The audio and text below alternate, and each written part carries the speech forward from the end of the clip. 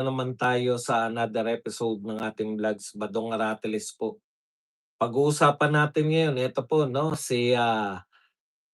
yun pong nahuli, ng NBI na di umano ay nangikil kay Martin Romualdez.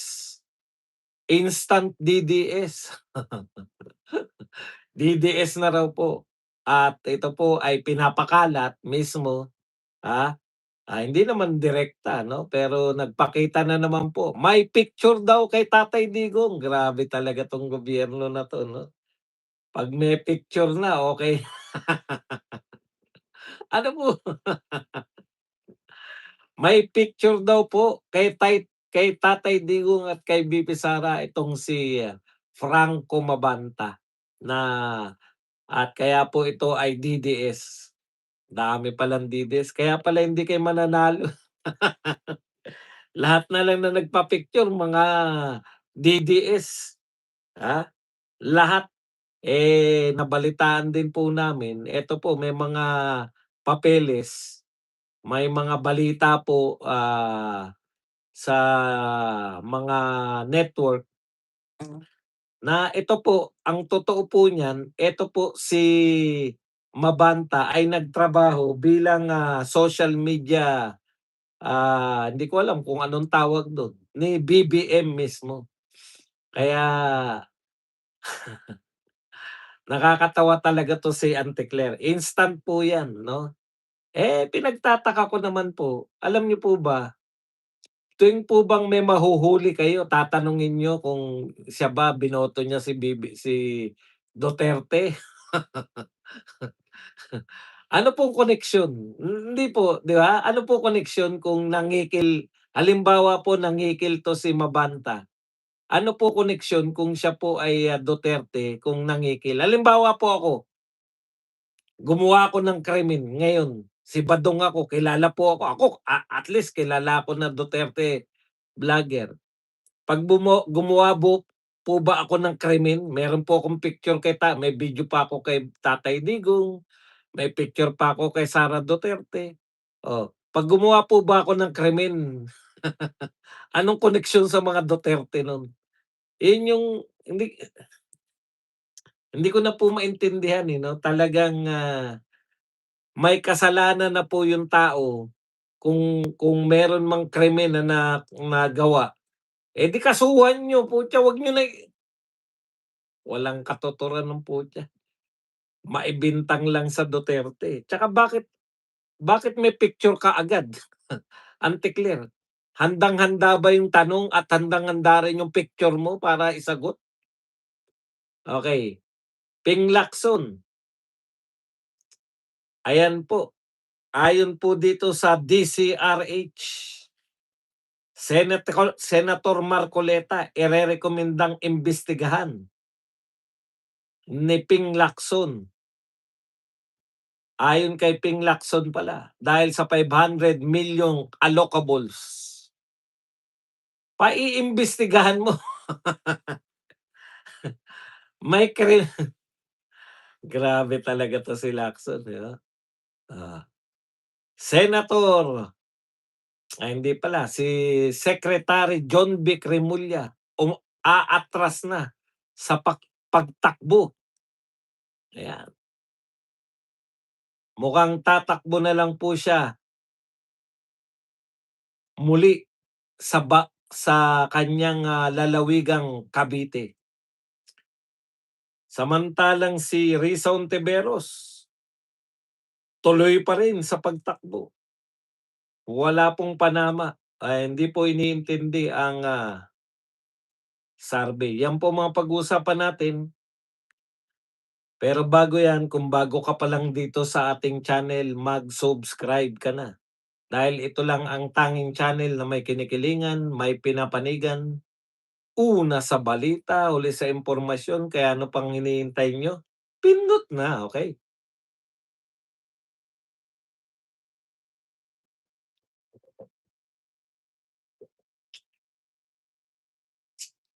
Pag-usapan na po natin mga kapatid.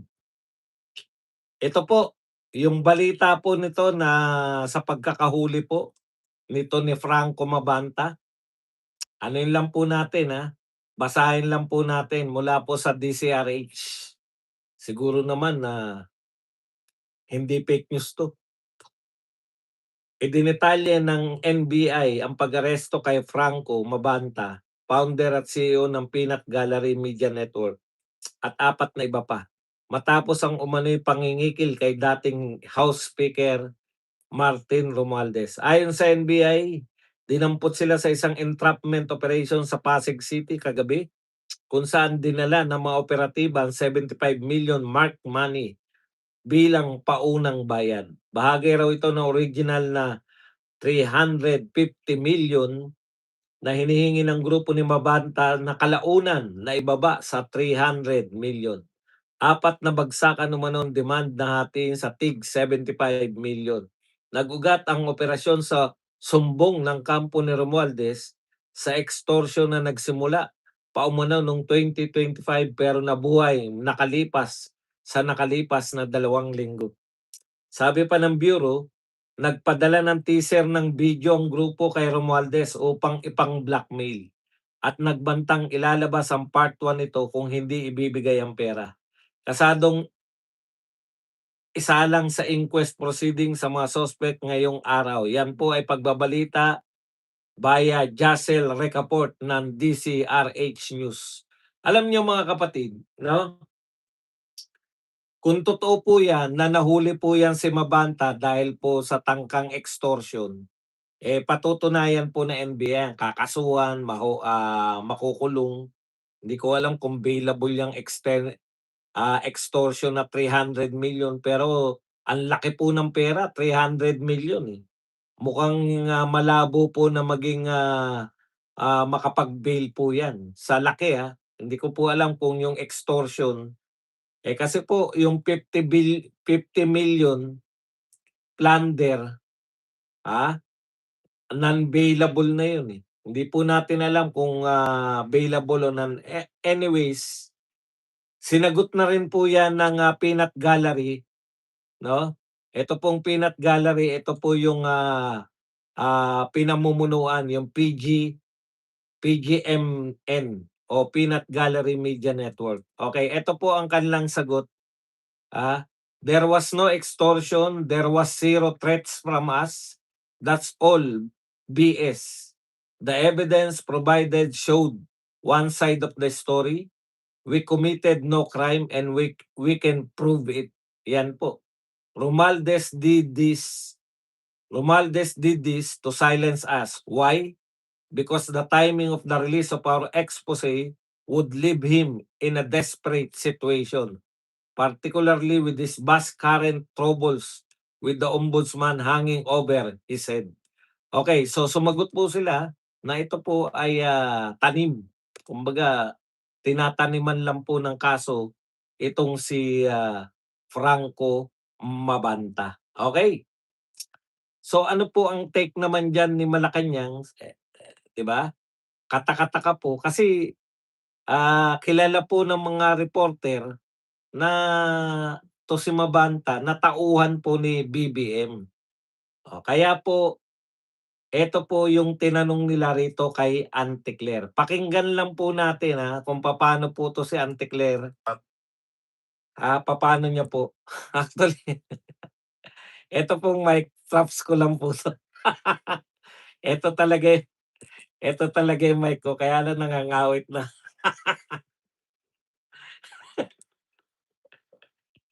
Eto talaga yung mic natin.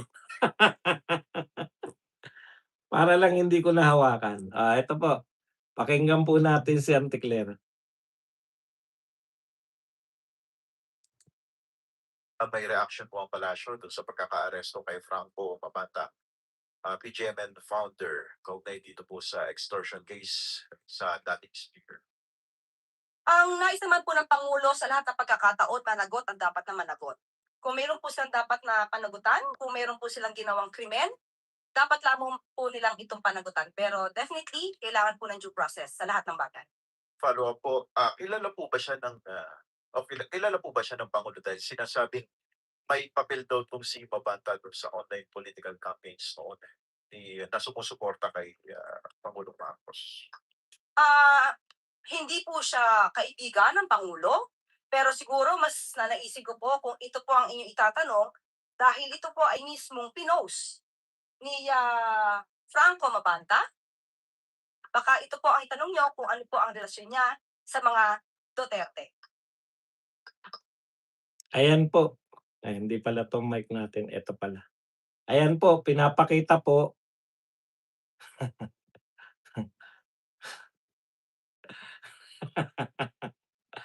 Ano po yung sinabi ni Auntie Claire. Tapos pinakita niya po yung picture na naman ni Tatay Digong, 'no, na, kadikit si, Franco Mabanta. Okay.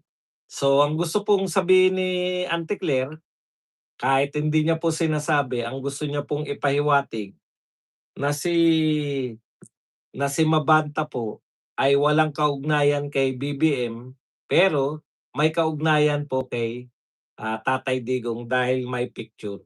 Okay. Alam niyo gasgas na gasgas na po 'tong picture na 'to. Sabi nga ni VP Sara siguro yung nagpa-picture na sa kanya, milyon na po ang nagpa-picture. Hindi po ibig sabihin na nagpa-picture ka, 'no, kaya kay VP Sara o kay Tatay Digong close ka na sa pamilya. Yun nga po yun, eh. Yun nga po yung, patunay na hindi ka close. Kasi bakit kayo magpapa-picture na napaka-formal, 'di ba? Kasi po yung mga close kila Tatay Digong hindi po nila kinakailangan na papa-picture tayo, gano'n. Talagang kasama ka, okey. Kaya ito po, sangkatutak na po yung cliname ninyo, kayo Auntie Claire, lalo ka na. Dahil po sa mga picture, sangkatutak na po yung ibinintang ninyo, parang kriminal. Kung milyon po yung mga nagpa-picture kila Tatay Digong tsaka kay VP Sara, 'no? Milyon po yung posibleng, mag-commit ng krimen, 'di po ba? Oh, kung milyon po kung 'yan po yung posibilidad na mag-commit kung kada po magko-commit ng krimen yung may picture kay Tatay Digong, kasalanan na ni Tatay Digong. Ang tindi niyo naman, okey. Tayo wala po tayong pakialam kung malapit ba 'to sa pangulo o hindi malapit sa pangulo, 'tong Mabanta na 'to. Lalong wala po kaming pero natitiyak ko po sa inyo hindi po 'yan malapit sa mga Duterte. Kasi hindi pa namin nakikita yung mga tukmol na yan. Ang dami na pong okasyon ng mga Duterte na hindi naman namin napagkikita yan, hindi po kilala yan. Kasama po ba yan sa mga vlogger na pinatawag noon sa ano? More or less sa tagal na po nating nakasubaybay sa mga Duterte, kilala niyo na po kung sino po yung mga vlogger ng Duterte, 'di po ba? Oh, marami po diyan yung mga sikat na vlogger na katulad po yan po yung mga naiimbitahan dun sa hearing nung ano, hearing po ng, House of Representatives nung pinatawag po yung mga vlogger, yan po yung mga sikat na Duterte. O yung hindi ganon sikat, may programa, Birada Agila o kaya katropa nila Banat Bay, 'di ba? Nasa Banateros o kaya yung mga grupo po ng mga vlogger na maisog. Halos halos pamilyar na po tayo sa mga vlogger, biglang eto na naman meron na kasalanan ba ng mga Duterte na nagpa-picture yang mga yan, lintik na yan. Pero, ang kataka-taka po yung kagyat, ang bilis po na itinanggi, 'no? Bakit po,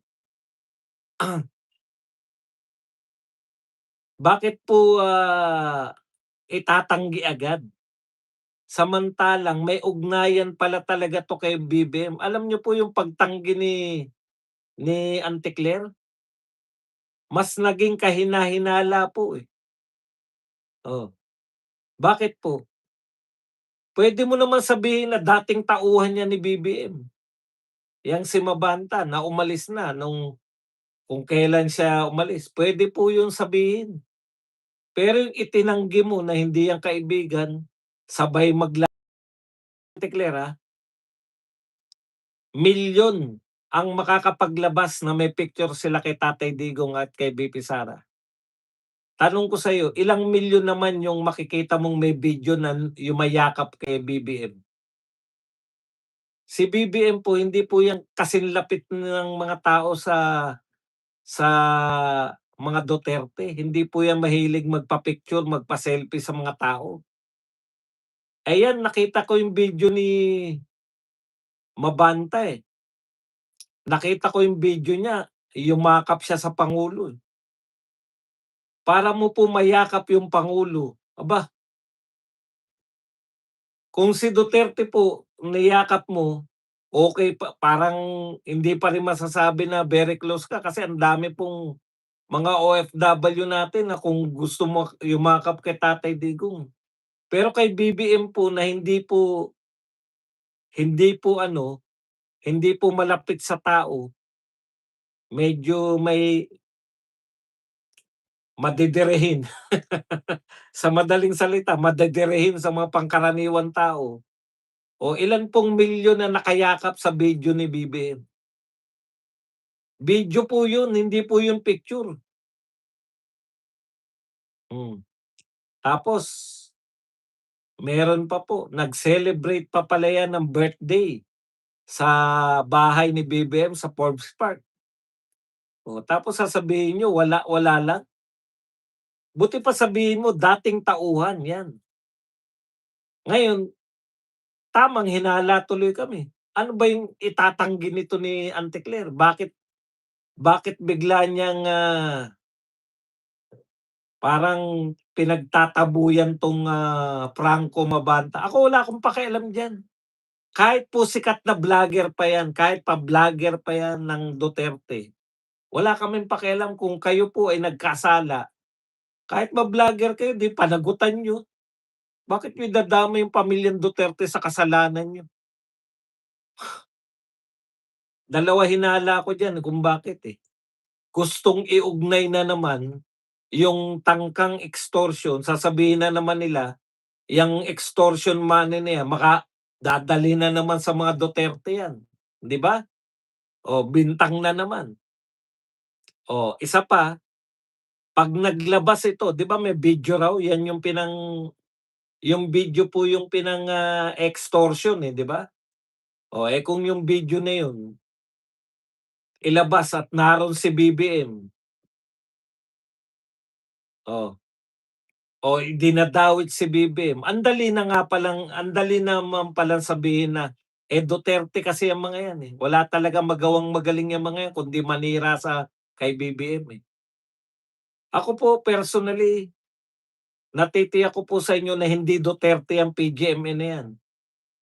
Puwede niyo naman tignan 'no, nariyan lang po yung Facebook, oh. Hanapin niyo po, Peanut Gallery Media Network. Kanina ko lang tinignan yan, eh. Ano ba 'tong PGM na 'to? Ano ba laman nitong mga 'to? Putya ni wala namang papuri sa mga Duterte. Ang style po nila para silang, legit, nagpapaka-legit na mga network. Parang ano sila, yung mga siguro nakita nila malakas kumita 'tong ganito. Oh, iba-iba po yung balita parang network sila, parang Rappler, ganyan. Eh, yung Rappler nga lang kasi masyadong identified na anti-Duterte. Eto kasi sila, para silang network na tabla-tabla lang. Meron silang pro Marcos, meron silang pro Duterte, meron halo-halo. Oh. Eh, yung Rappler kasi anti-Duterte agad, eh. Eto iba-iba, eh. Minsan depende sa balita. Oh, eh, tama nga naman kung siguro malakas kumita yan 'no, magtayo na lang kaya ako niya Aratelis News Network. Parang ang dali lang naman gawin ng mga ginagawa nila. Magga-gather lang tayo ng mga balita. Trabahuin ang di ko lang kaya yung marketing, eh. Siguro kumikita yung mga yan, 'di ba nakikita ko yung mga Rappler, may mga commercial din silang kakaiba, eh. Anyways, yun po, nakikita ko po yun, kaya kaagad itinatanggi kasi malay nyo nga naman, kasama pala sa video nila si BBM, 'di ang bilis ng sabihin ni Auntie Claire na, "Oh, 'di ba, DDS kasi yan." Eh, ang nakakatakot po yung ano nila, eh, yung kahit hindi po sinasabi ni Auntie Claire mismo na DDS, eto na ngayon yung mga troll. Puta bugbog na kaagad, DDS si Franco, anak ng pupa. Kung extortionist po yan, hindi ko po sinasabi extortionist kasi hindi pa napapatunayan, eh. Kung extortionist po yan, kahit DDS pa yan, anong kinalaman? Porket DDS, eh, kasalanan na ni Sara Duterte yun. Utot niyo. Patunayan niyo extortionist yan, ipakulong niyo. Kahit na ano pa siya. Ang dami ng problema ng mga Duterte, eh, mag-extortion pa ba? Ayun nga, kita niyo sala-salabat na yan. Alam natin diyan na papunta yan, eh. Bakit pa gagawin ng mga Duterte yan kung pagbibintangan niyo na naman sa Duterte yan? 'Di ba bintang niyo, Lord of all drug lords nga. Oh, 6 pa yung mga extortion, maliit na yan. 'Di ba sabi niyo bilyon-bilyon ng Duterte. Yan po yan. Yang posibleng hindi pa po pinagbibintangan, naghuhugas na ng kamay. Kaya lang, ayan ang dami na pong lumalabas na siya talaga. Ang problema kay Franco Mabanta, puging-pugi siya sa sarili. Sa mga video ni BBM laging naroon siya, eh. Ah, binebenta niya talaga yung kanyang sarili na isang, social media specialist o kung ano man ang tawag diyan sa mga taong ganyan. Anyways, tuloy-tuloy lang Auntie Claire, sanay na kami sa'yo. Puwede rin naman yung anggulo na ano, 'di ba? Puwede rin naman yung anggulo na ito ay, galawan na 'to ng, banata na talaga na magpinsan. Kasi ngayon tignan niyo po yung timing, eh. Yung timing po ng paglalabas niyan, 'di ba yan pabor kay ano yan, eh, pabor kay, Romualdez yan. Yun ang akala mamaya anohin natin na bakit hindi yan pabor kay Romualdez. Tignan niyo po lang po 'tong isa, kasabay po yan ng paglalabas ng ombudsman na hindi na po nila inaakusahan 'no, direkta na po nila, hindi na po yung iimbestigahan, direkta na po nilang inaakusahan itong si Romualdez kasama si Saldico na siya po yung, mastermind nitong, flood control scam, 'yan. Kasabay, eh, 'di ba? Kaya mag-iisip ka rin, eh. Okey. So, titignan po natin 'yan, mare-reveal naman 'yan, eh. Ako, hindi po ako naniniwala na 'yan po ay, diversion kasi saan mo ida-divert? Sa impeachment? Eh, impeachment na nga. Actually, itong problema na 'to, ibinalik mo nga yung usapin sa flood control, eh, 'di ba? Oh, kaya medyo ako kasi yung impeachment ni VP Sara, yan po yung kanilang, diversion mula po rito sa, napakalaking nakawan sa gobyerno, sa flood control. Yan na po yung mismong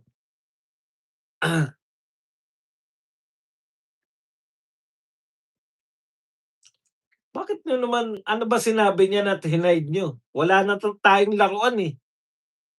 Meron bang sinabi yan na ka-hide-hide? Putya sayang naman yan. Baka magandang maglaruan yan. Maganda yung may laruan tayo nung nakaraan. Ang laki ng views natin. Uy, 20%. Swerte naman ng mga may AMD. May AMD na yan. Tuwing bumibili ako ng stocks niyan, putya, bumabagsak. Pagka binenta ko tsaka tumataas eh. Hindi ko mahagip yung AMD na yan. Ah, Wag po kayo magtanggal ng mga laruan para may laruan tayo. Nasasabi ko sa mga laruan eh.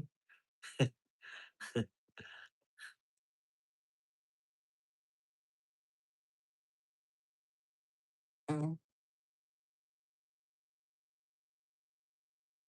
Okay, punta po tayo rito sa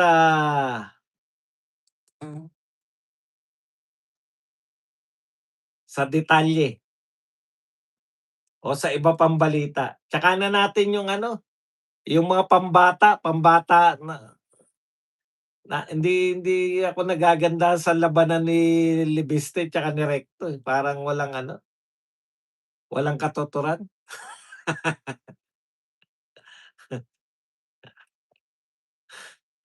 Punta po tayo sa ibang balita. Eto nakakatawa, oy, Rizal Ontiveros.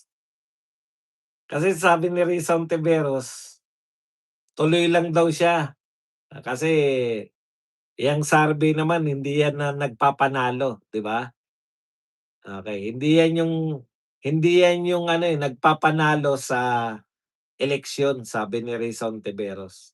Pero eto po sagot sa kanya ng mga kakampi niya, kakamping.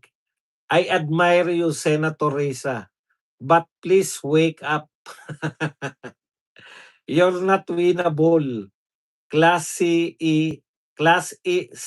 to E will never choose you. Pag ikaw ang naging standard bearer ng oposisyon, this would lead to another Duterte presidency. Yung ambisyon mo ang magiging susi ng pagkapanalo ng kalaban. So natin to, kalaban natin to nagsasalita. Nakikiusap na sa'yo, Riz.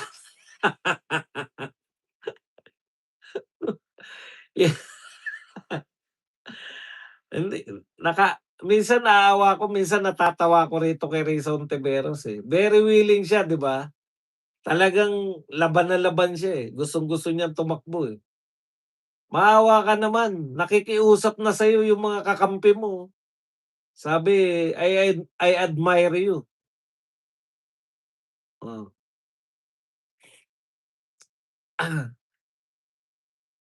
I admire you, Senator Risa, but please wake up. You're not winnable.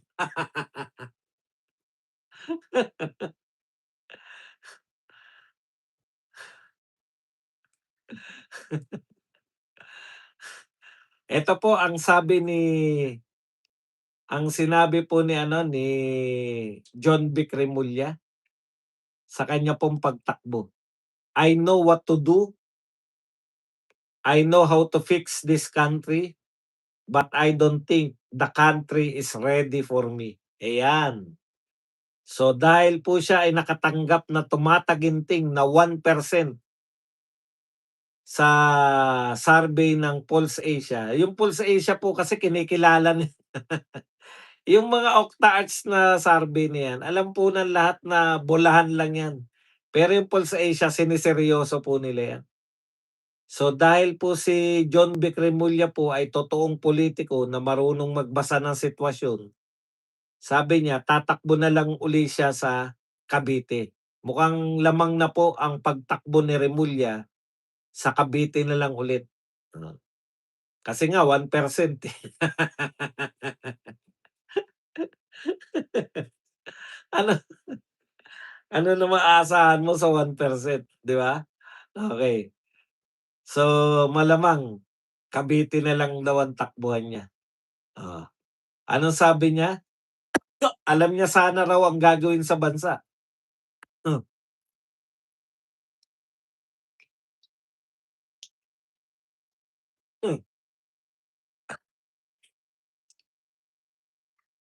Alam niyo sana gagawin sa bansa, ang problema hindi pa handa ang bansa para kay Remulla. Ikaw 1% kasi siya. Sabagay mas mataas kasi si Risa Ontiveros ng 100% kaysa kay Remulla. Si Remulla kasi 1% eh. Mas mataas ng 100% si Risa Ontiveros. 2%. 2%.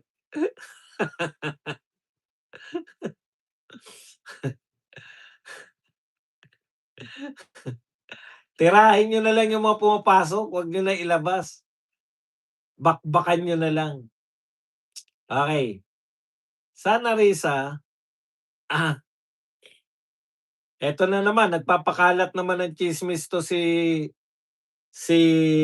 Ping Lacson. Puwede raw pong hindi mag-convene bilang impeachment court. Alam mo Lacson, hindi ko alam kung saan ka kumukuha ng mga ganyang tsismis. Sabi ni Lacson,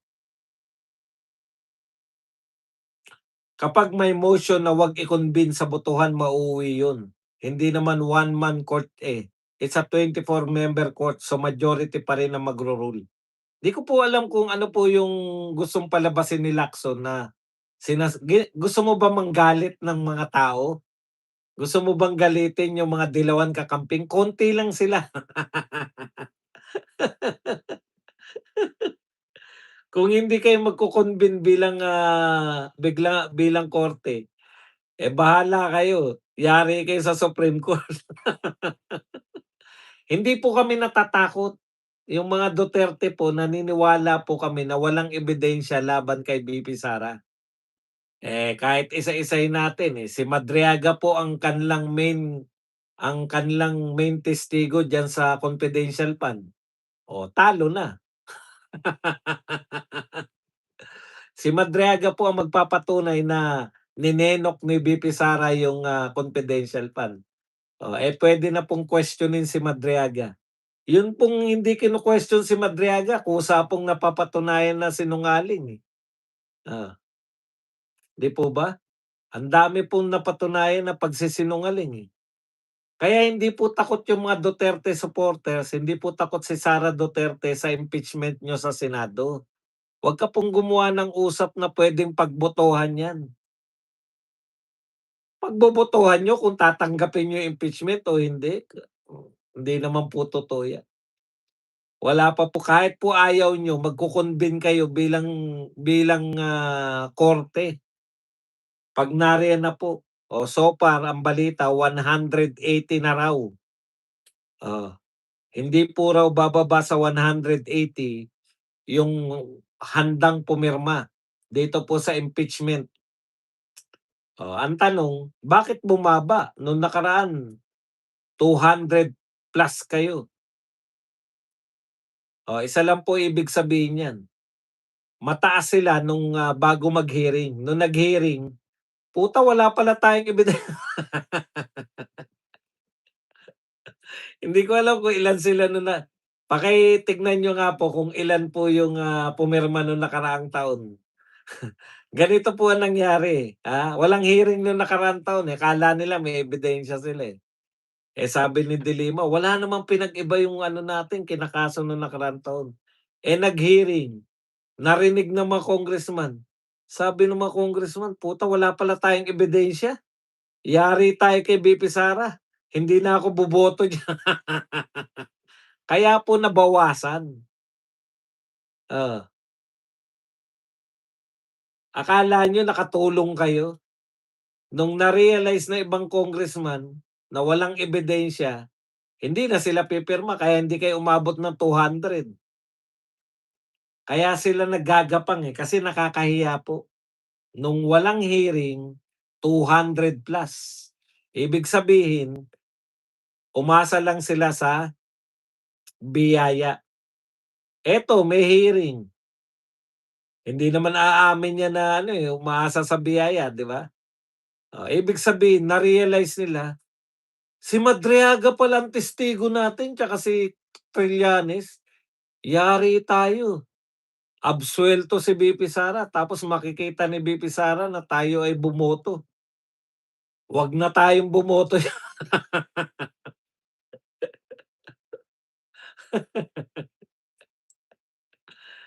Oh, pahiya ka rin dun. Kagagawan niyo 'yan ni Chua, si Ridon, kaya takot na takot, eh. Mga binabanggit nila hindi nawawala yung takot. Halimbawa po 'to si Percy Sardanya. Ah, sabi po ni Percy Sardanya, kapag pareho ang sinasabi ng ebidensya at konsensya, sabi nga ng kanta, wala ka ng magagawa kundi sundin ito. Huwag padala sa takot. O, kita niyo? Hindi naman po namin sinabing nananakot kami. Lagi po sila takot, takot, takot. Si Chua panay takot, takot. Nagdarasal na nga si Chua, eh. Chua, dasal-dasal ka na. Eto naman, kumakanta na ng "Wag Matakot", si Percy Sendanya. Bakit ba kayo natatakot? Ha? Wala kasing katuturan yung mga isinampa niyong wala kasi kayong ebidensya. Eh, alam niyo naman yung mga pangkaraniwang tao nga hindi niyo nabobo na yung transaksyon ay hindi dapat nilalagay sa salin. Ano yung sinasabi niyo, bilyon ang transaksyon tapos 88 million lang ang pera sa salin. Alam na nga ng pangkaraniwang tao na iba yung transaksyon, iba yung yaman. Tapos 4 billion dun sa sinasabi niyong 6.7 billion, napaliwanag na ni attorney Neil Abayon. Eh, ang lakas sa YouTube at Facebook niya ni attorney Neil Abayon, maraming naniniwala diyan. Mas malakas pang yung viewership niyan mas malakas pa kaysa dun sa isang attorney, si Libayan. Tsaka sa isang mabantot na attorney, si Palsis.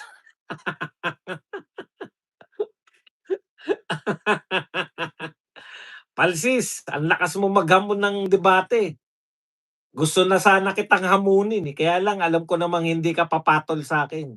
Pero kung papatulan mo ko kahit abogado ka pa, kahit diyan pa tayo kung sa bahay mo magdebate. Nakakabwisit kasi yung style niya, nakuha ko na style niyan, eh, ni Palsis. Yung mga pambaklang style yung ginagawa niya. Siyempre yung mga bisenteng tao, nagugulat sa mga atake niya, 'di ba? Pang mga mababantot na badingdong, 'yan yung mga style ni Palsis, eh. Kaya natin 'yan, yung mga ano 'yan, yung mga pangkanal,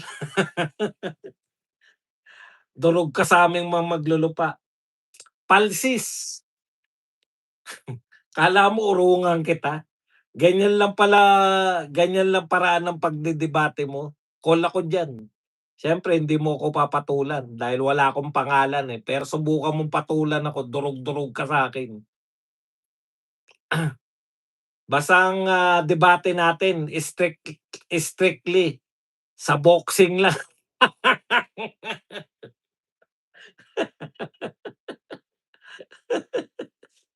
Sa boxing. Ay, ay, ay. Magdebate tayo sa boxing o kaya sa basketball. Sino ang tunay na GOAT? Michael Jordan. Naalala ko lang si Palsis. Okay, punta na po tayo rito. May magandang katanungan 'to si ano, si, Attorney Rowena Guanzon. Sabi ni Rowena Guanzon, "Akala ko naka-freeze ang mga pera at ari-arian ni Martin Luther King. Paano nakapaglabas ng 75 million na nakamaleta?" Ang dali naman sagutin.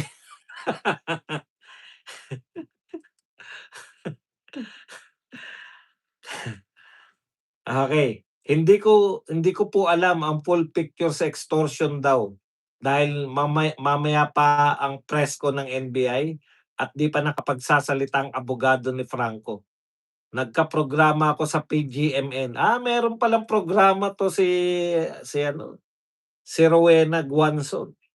Totoo, pero never ako makikipag-compromise kay Martin Luther hanggang dulo dahil sagad sa buto ang kasamaan ng tao na 'yan.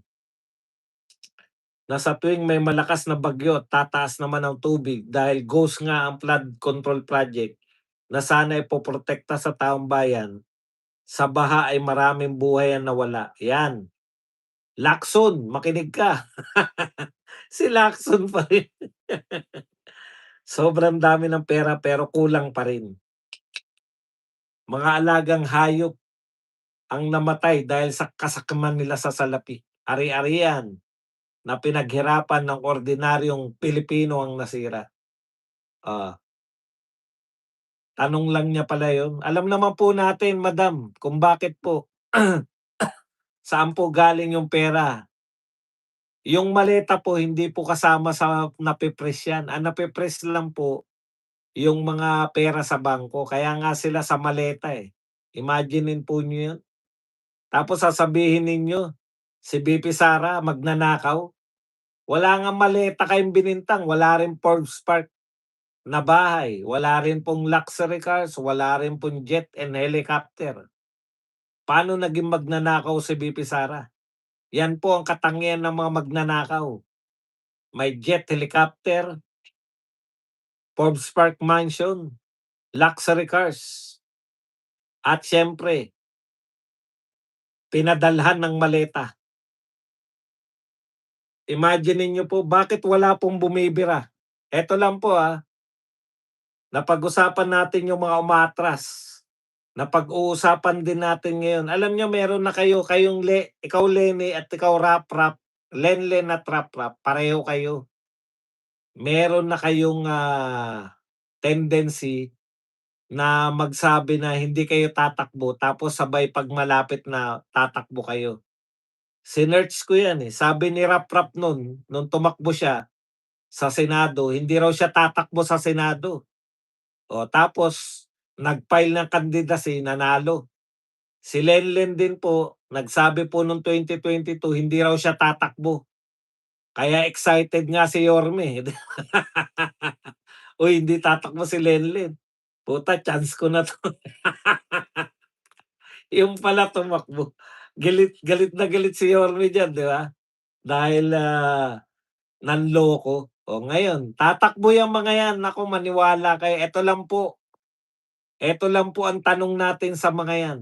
Okay, tatakbo kayo, sikat kayo, popular kayo. Pero malayo po si BP Sara sa inyo. 43, 27, ewan ko kung ilan 'to si Lene. Mag-combine pa kayo, hindi pa rin kayo mananalo. Ang point ko lang, ang question, ano naman masasabi niyo sa flood control scam? Bakit kayo dehin bokiki sa pinakamalaking nakawan sa gobyerno? Ikaw Raf at Lenlen, bakit wala kayong sinabi man lang diyan sa flood control? Oh. Kaya nakakatakot po maging leader yan. Bakit? Hindi po nila nakikita ang problema eh. Kung hindi nila nakikita ang problema yung nakawan sa flood control, tuloy-tuloy po yan. Para po matigil na nakawan dito, yung iboto po natin, yung galit sa mga magnanakaw. Yung mga yan, nagalit ba yan? Naringgan nyo ba na nagsalita yan si Lenlen tsaka si Raf? Oo nga, no? Raf, Lenlen, Bongbong. Putya, pare-pareho ka.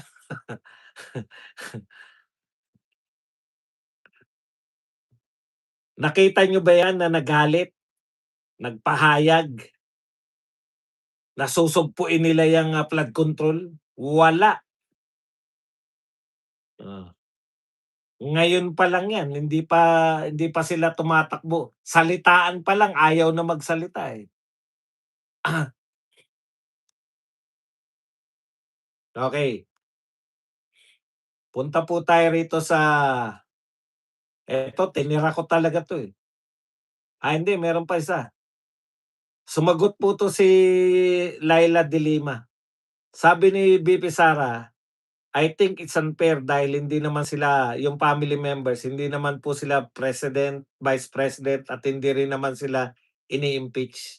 Kasi po nag-react na 'to si VP Sara dahil dinadamay yung pamilya niya, eh. Yung mga kapatid niya, yung kanyang asawa, 'no? Samantalang tama po yun. Tapos ang unang sumagot itong si Laila de Lima, "Hindi kasalanan namin yan na ganoon ang kinalabasan sa hearing. It's all about accountability." Ikaw de Lima, ang puna ko lang sa'yo, magsasalita ka lang bakit may nilabasan?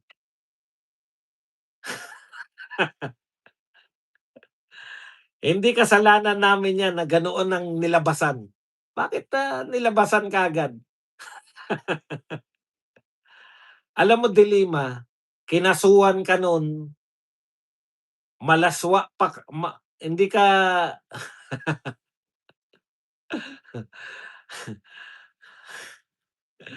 alam mo de Lima, hindi dinamay yung pamilya mo, 'no? Hindi dinamay ang asawa mo, hindi dinamay yung hindi nga namin alam kung may asawa at anak ka, eh. Oh,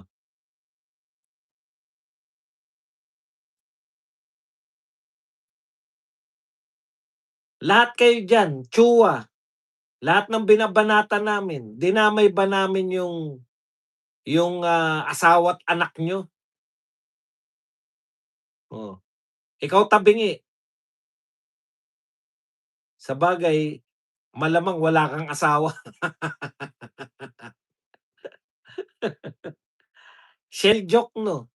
Dinadamay ba namin yung asawa at anak ninyo? Tama si VP Sara, eh. Kayong mga congressman hindi naman oh, binabanatan ba namin mga asawa at anak niyo?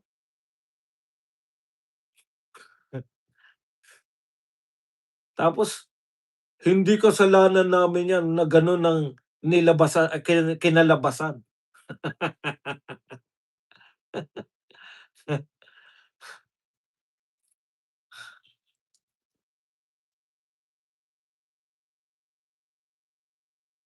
At higit sa lahat, eto po yung balita po, eto, sabi ni Ping Lacson, hindi daw naiintindihan ni Senator Ping Lacson kung bakit ayaw pumirma ng ibang senador. Ah, alam mo, Ping Lacson, hindi rin namin naintindihan kung bakit ka nagpapapirma. Incomplete. Hindi pa tapos ang imbestigasyon niyo. Magpapapirma ka ng simple lang yung pinahiwatig. Tapusin mo yung imbestigasyon mo. Oh, speaking of investigasyon, eto po ang balita. Senator Marcoleta, irerekomendang imbestigahan dahil sa 500 million allocables ayon kay Senator Lacson. Oh, papaimbestigahan si Senator Lacson.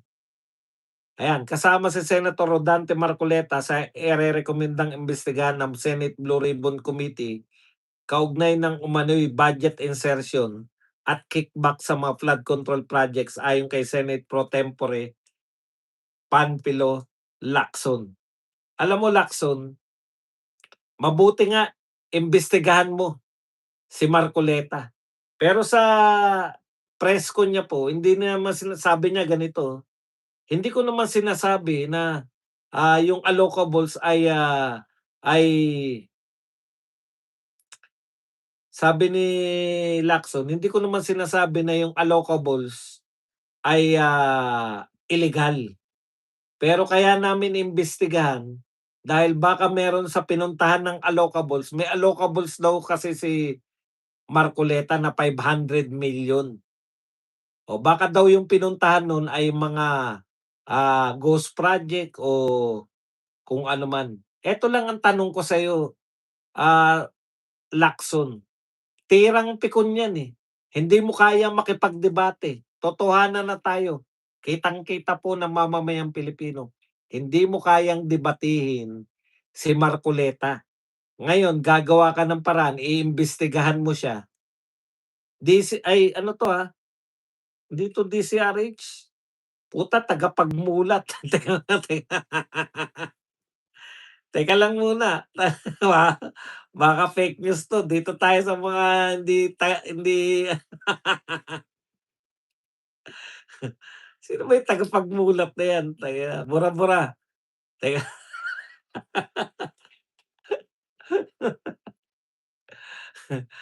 akala ko DCRH, kamukha ng DCRH, eh. Das Lacson said,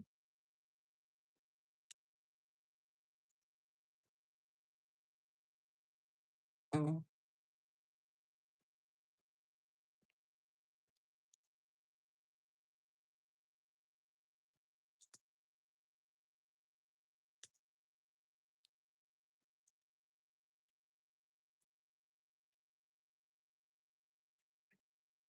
mahirap na, nagbabantay ang mga tukmol na yan.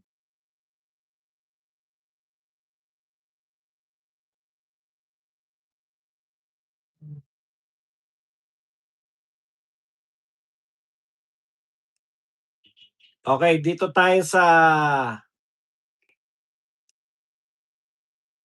eto po,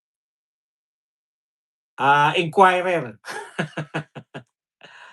Senator Rodante Marcoleta supposedly received 500 million in allocables according to a note by the late Department of Public DPWH, Catalina Cabral, yan. There is a handwritten note, sabi po ni ano 'to, ni Lacson, an Undersecretary Cabral indicated that she made allocations based on requests for the allocable funds. She was able to allocate 500 million worth of projects to Senator Marcoleta. Yan po ang pahayag ni Lacson sa DCBB. Ayan. In a press conference, Lacson clarified that the project allocables for Marcoleta have not yet been linked to GOES, OPO, or standard, substandard projects. So hindi pa po niya alam kung may GOES or substandard. For now, there isn't any recommendation to investigate. Only when a GOES or substandard project is attributed to him or participated in, Lacson said. Okay. So bakit mo inopen kung hindi mo naman pala iimbestigahan? Pero dito po sa isang report, meron po siyang sinasabi, Lacson's report lists several solons in menu of possible charges. So dalawa po, pinahihiwatig po nito ni Senator Lacson na meron po siyang ah, mga posibleng criminal cases that may be filed against them and other individuals.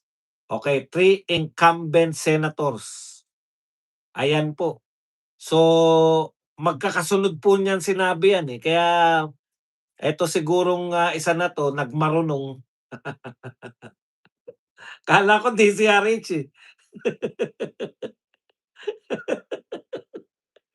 Putya, mga ano pala 'to, mukha talagang DCRH, tagapagmulat. Puki na yan, nayari. Muntik na ako ro'n, buti hindi ko nakita. So, hindi pa po,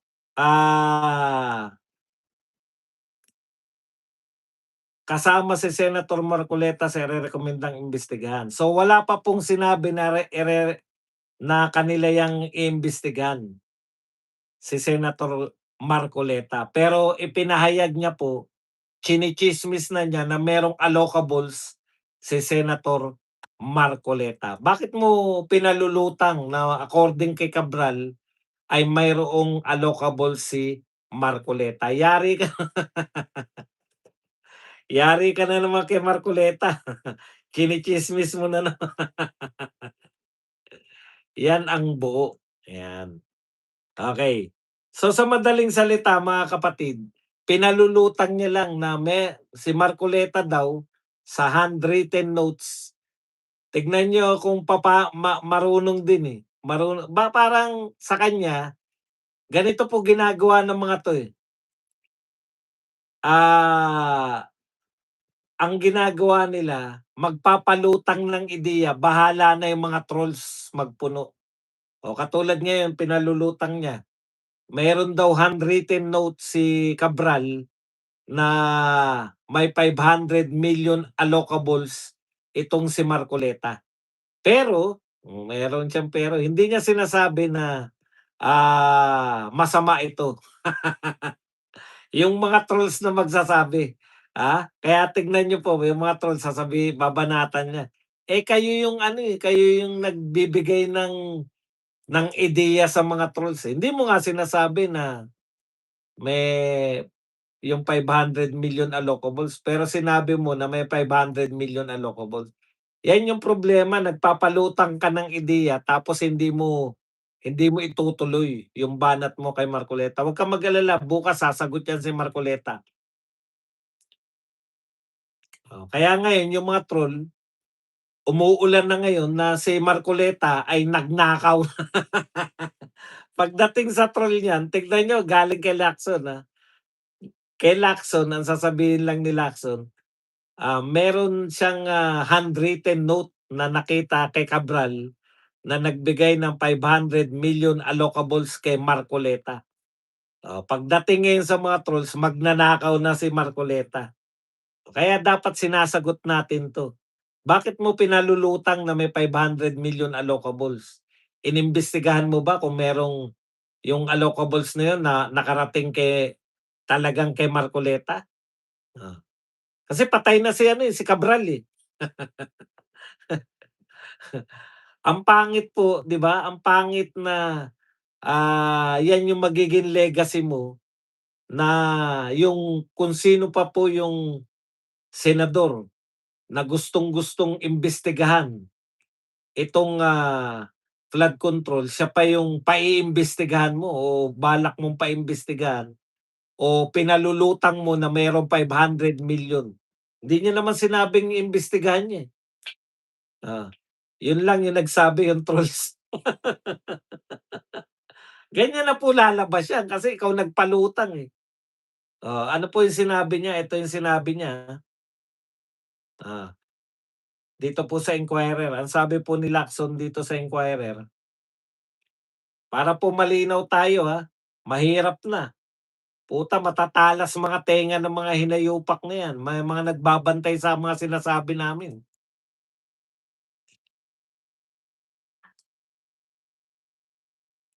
Ayan. Lacson, Cabral's handwritten note shows 500 million allocables for Marcoleta. Sa pamagat pa lang, pipick upin na ng mga tolls yan. Marcoleta, may 500 milyong ninakaw. Pero ito lang ang sinabi ni Lacson. There is a handwritten note from the late undersecretary indicating that she made allocations based on requests for the allocable funds. She was able to allocate 500 million worth of projects to Senator Marcoleta. Yun lang ang sinabi niya. Bahala na yung trolls magdagdag.